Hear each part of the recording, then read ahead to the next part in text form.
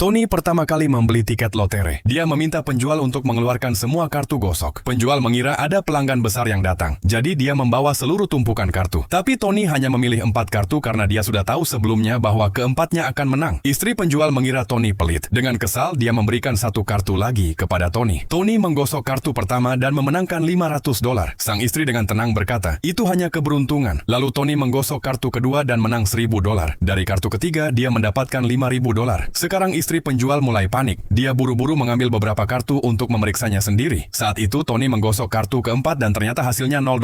Sang istri berteriak, ini tidak mungkin. Dia bertanya kepada Tony apakah dia belajar trik tertentu dan memegang tangannya. Dia berkata, kalau kamu mau ajari aku juga, aku rela melakukan apa saja. Tony merasa tidak nyaman dengan kata-katanya. Dia menarik tangannya dan berkata, biarkan aku cairkan hadiah dulu, baru kita bicara. Setelah mencairkan hadiah, Tony keluar dari toko lotre. Sekarang dia punya uang, jadi dia berpikir untuk mengubah hidupnya. Tak lama kemudian, dia sampai di sebuah ruang permainan. Berdiri di depan pintu, dia melihat 1 menit ke depan tentang apa yang akan terjadi. Tiba-tiba seorang preman lokal datang dan berkata, datang lagi untuk kalah? Tony mengabaikan ucapannya dan langsung duduk. Mereka mulai bermain dadu. Tony menggunakan kemampuan spesialnya untuk melihat angka dan memasang semua uangnya di small. Preman itu tertawa dan berkata, buka. Preman mendapat angka 20, Tony mendapat 12, Bu. Jadi Tony menang. Preman mengira itu hanya keberuntungan. Dia mengajak main lagi, tapi Tony terus menang. Setelah kalah lebih dari 10 ronde, preman menjadi frustrasi. Dia mengguncang gelas dadu sekuat tenaga. Tapi sebelum dibuka, Tony sudah mengambil chipnya. Tony menunjukkan dadunya dan menang lagi. Preman heran bagaimana Tony bisa terus menang. Akhirnya preman itu bertaruh besar. 1 ronde poker dengan taruhan $0.